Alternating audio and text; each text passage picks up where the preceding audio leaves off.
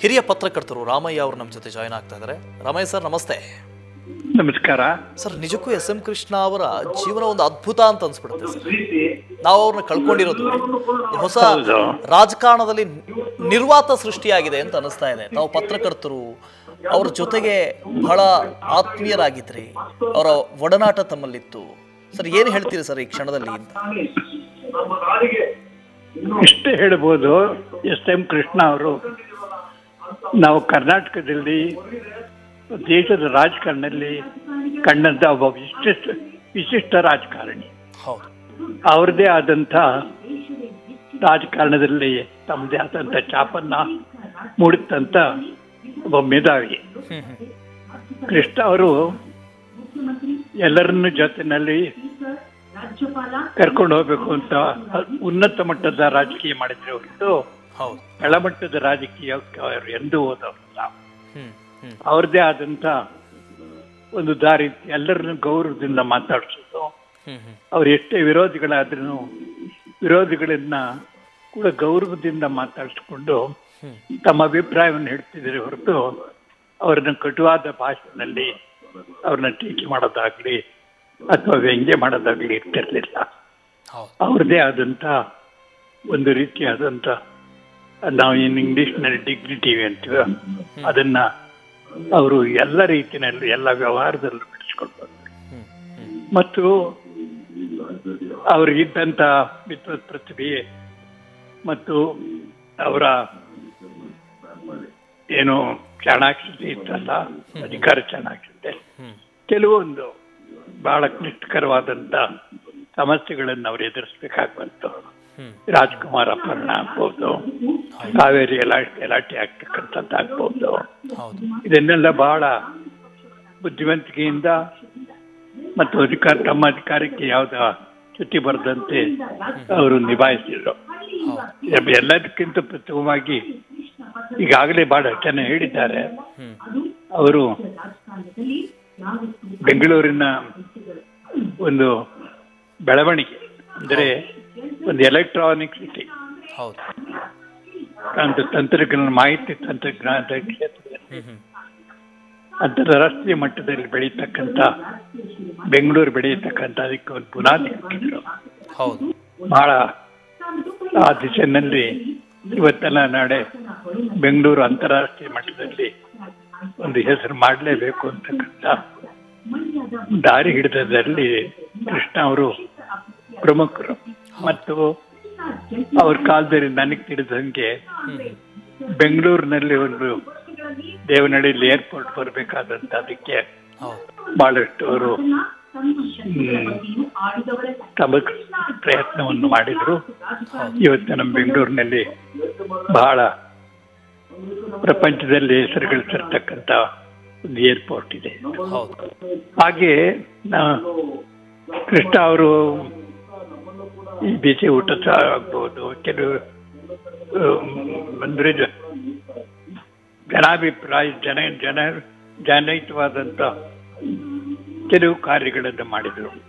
ಆದರೂ ಅವರು ಎಂದೂ ಕೂಡ ಅವರ ಗುಂಪಿನವ್ರನ್ನಾಗ್ಲಿ ಅಥವಾ ಹೊರಗಡೆಯವ್ರನ್ನಾಗ್ಲಿ ಅದೊಂದು ವಿಶಿಷ್ಟ ಗುಣ ಏನು ಅಂತಂದ್ರೆ ವಿರೋಧಿಗಳನ್ನ ಯಾವತ್ತೂ ಕಟು ಭಾಷೆಯಿಂದ ಅವ್ರು ಮಾಡಿದವರೇ ಅಲ್ಲ. ಎಲ್ಲರನ್ನು ನಗ್ನಗ್ತಾ ಒಂದು ಯಾರು ಅವ್ರಿಗೆ ಇಷ್ಟ ಆಗ್ಲಿಲ್ಲ ಅಂದ್ರೆ ಅದನ್ನು ಸಣ್ಣ ಸ್ಮೈಲ್ ಮೂಲಕ ನಗ್ತಾನೆ ಸ್ವೀಕಾರ ಮಾಡ್ತಾ ಇದ್ರು. ಅದೊಂದು ಅವ್ರ ದೊಡ್ಡ ಆ ವಿಚಾರ ಮಾತೇ ಆಡ್ತಿರ್ಲಿಲ್ಲ. ಅಂದ್ರೆ ನಗ್ಬಿಟ್ಟು ಹಾಗೆ ಸುಮ್ಮನಾಗೋದು, ಏನು ಅವ್ರಿಗೆ ಏನು ಯೋಚನೆ ಮಾಡ್ತಾರೆ ಅಂತಕ್ಕಂಥದ್ದು ಹೇಳ್ತಾ ಇದ್ದಿಲ್ಲ. ಹೀಗಾಗಿ ನಾನು ಸುಮಾರು ಗುಪ್ತನವ್ರ ಕಾಲದಿಂದ ಹಿಡಿದು ಇಲ್ಲಿ ತನಕ ಎಲ್ಲ ಮಂತ್ರಿಗಳನ್ನ, ಮುಖ್ಯಮಂತ್ರಿಗಳನ್ನ ನೋಡಿರ್ತೀವಿ. ಕೃಷ್ಣ ಅವ್ರದ್ದೇ ಒಂದು ರೀತಿಯಾದಂತ ಛಾಪ ಈ ಕರ್ನಾಟಕ ರಾಜ್ಯದಲ್ಲಿ ರಾಜಕಾರಣದಲ್ಲಿ ಕೃಷ್ಣ ಅವರ ಒಂದು ಆ ಹೀರಾ ಅಂತ ನಾವು ಹೇಳ್ತೀವಿ, ಆ ಶೆಕೆ, ಅದರದೇ ಆದಂತ ಒಂದು ಘನತೆ ಮತ್ತು ಅದರದೇ ಆದಂತ ಒಂದು ಚಾರಿತ್ರಿಕ ಹಿನ್ನೆಲೆಯನ್ನ ಹೊಂದಿರುತ್ತೆ ಅಂತಕ್ಕಂಥ ಭಾವನೆ ನನ್ನಲ್ಲಿದೆ. ಸರ್ ಈಗಿನ ರಾಜಕಾರಣಿಗಳನ್ನು ಗಮನಿಸ್ತಾ ಇದ್ದೀವಿ. ರಾಜಕಾರಣದಲ್ಲಿ ರಾಜಕೀಯದಲ್ಲಿ ಒಂದು ಹುದ್ದೆ ಪಡಿಬೇಕು, ಒಂದು ಸ್ಥಾನಮಾನಕ್ಕೆ ಇರಬೇಕು ಅಂತ ಹೇಳಿದ್ರೆ ಕೆಳ ಹಂತದ ರಾಜಕಾರಣವನ್ನು ಮಾಡಿಕೊಂಡೇ ಬರ್ತಾರೆ. ಆದರೆ SM ಕೃಷ್ಣ ಅವರ ಜೀವನದಲ್ಲಿ, ಅವರ ಇಡೀ ಕರಿಯರ್ನಲ್ಲಿ ಆ ಥರದ ಒಂದೇ ಒಂದು ಘಟನೆಯನ್ನು ನಾವು ಗಮನಿಸಲಿಲ್ಲ ಅಂತ.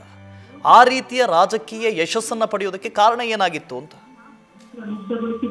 ಒಂದು, ಕೃಷ್ಣ ಅವರು ರಾಜಕೀಯ ಪ್ರವೇಶ ಮಾಡಿದಂಥ ಕಾಲದಲ್ಲಿ ಅವರ ತಂದೆಯವರು ಮಲ್ಲಯ್ಯನವರ ಅವರು ಹಿಂದೆ ರಾಜಕಾರಣದಲ್ಲಿ ಮಾಡತಕ್ಕಂಥ ಸೇವೆಯನ್ನು ಗಮನದಲ್ಲಿಟ್ಕೊಂಡಿದ್ರು. ಅವತ್ತು ವೀರಣ್ಣಗೌಡರು ಮದ್ದೂರಿನಲ್ಲಿ ಪ್ರಾಮುಖ್ಯ ಹೊಂದಿದ್ರು ಮತ್ತು ಪ್ರಮುಖ ರಾಜಕಾರಣಿಯಾಗಿ ಎಲೆಕ್ಟ್ ಆಗ್ತಾ ಇದ್ರು. ಅವ್ರ ಮೇಲೆ ಕೃಷ್ಣ ಅವ್ರನ್ನ ತರಬೇಕು ಅಂತಕ್ಕಂಥ ಹಂಬಲದಿಂದ ಕೆಲವರು ಕೃಷ್ಣನ ಉತ್ತೇಜನ ಕೊಟ್ಟು ಪ್ರಥಮ ಬಾರಿಗೆ ಅವರು ರಾಜಕಾರಣ ಪ್ರವೇಶ ಮಾಡಿದ್ದಾನೆ ಗೊತ್ತು.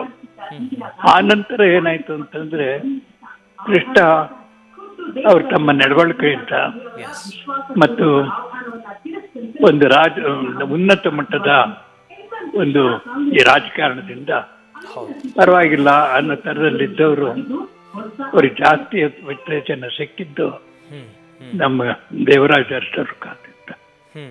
ದೇವರಾಜ ಅರಸ್ ಅವ್ರ ಕಾಲದಿಂದ ಅವರಿಗೆ ಒಂದು ಹೇಳೋದಾದ್ರೆ ಒಂದು ದೊಡ್ಡ ಬ್ರೇಕ್ ಸಿಕ್ತು. ಖಂಡಿತ ಖಂಡಿತ. ಅವ್ರನ್ನ ಪಾರ್ಲಿಮೆಂಟ್ ಇಂದ ಇಲ್ಲಿ ಕರೆಸಿ ಇಂಡಸ್ಟ್ರಿ ಮಿನಿಸ್ಟರ್ ಮಾಡಿ ಉತ್ತೇಜನ ಕೊಟ್ಟರು. ಇವರು ಕೂಡ ಅದನ್ನು ಉಪಯೋಗಿಸ್ಕೊಂಡು ಬೆಂಗಳೂರಿಗೆ ಮತ್ತೆ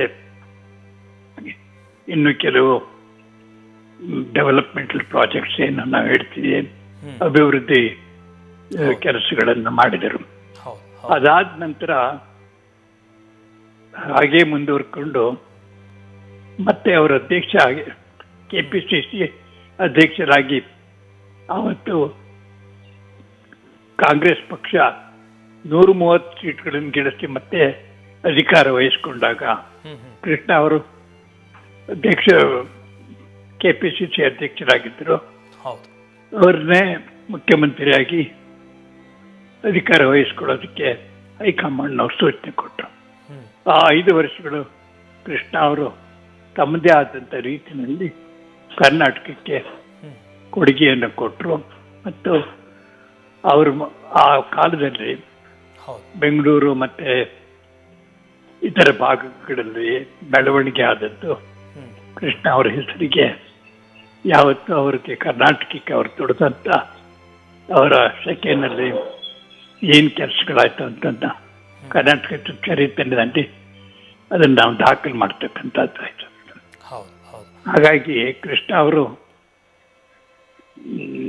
ಯಾವುದೇ ಕಾರಣದಲ್ಲಿ ನಾನು ಮೊದಲೇ ಹೇಳಿದ ಹಾಗೆ ರಾಜಕಾರಣದಲ್ಲಿ ಅವ್ರು ಕೆಳಮಟ್ಟದ ರಾಜಕಾರಣಕ್ಕೆ ಬರದೇ ಇಲ್ಲ. ಅವರೇನಿದ್ರು ಬಹಳ ಮೇಲ್ಮಟ್ಟದಲ್ಲಿ ರಾಜಕಾರಣ ಮಾಡಿದರು. ಹಾಗೆ ಅವ್ರ ಅಧಿಕಾರದಲ್ಲಿ ಈ ಮುಖ್ಯಮಂತ್ರಿ ಪದವಿಯಿಂದ ಇದು ನಮ್ಮ ರಾಷ್ಟ್ರದ ವಿದೇಶಾಂಗ ಸಚಿವರ ಹುದ್ದೆ ಸಿಕ್ತು. ಮತ್ತೆ ಮಹಾರಾಷ್ಟ್ರ ಗವರ್ನರ್ ಆಗಿ ಕೂಡ ಅವ್ರು ದುಡಿತಕ್ಕಂಥ ಅವಕಾಶ ದೊರಕಿತು. ಎಲ್ಲ ಆದ್ರೂ ಕೂಡ ಕೃಷ್ಣ ಅಂತಂದ್ರೆ ನಾನು ನೋಡಿದಂಥ ರಾಜಕಾರಣಿಗಳಲ್ಲಿ ಮುಖ್ಯಮಂತ್ರಿಗಳಲ್ಲಿ ಅವ್ರದ್ದೇ ಒಂದು ವಿಭಿನ್ನ ವಿಶಿಷ್ಟ ವರ್ಣರಹಿತ ಮತ್ತು ವಿಭಿನ್ನ. ಖಂಡಿತ ಸರ್, ಖಂಡಿತ ಸರ್. ಧನ್ಯವಾದ ಸರ್, ನಮ್ಮ ಜೊತೆ ಮಾತನಾಡಿದ್ದಕ್ಕೆ ಇಷ್ಟೊತ್ತು. ಧನ್ಯವಾದಗಳು.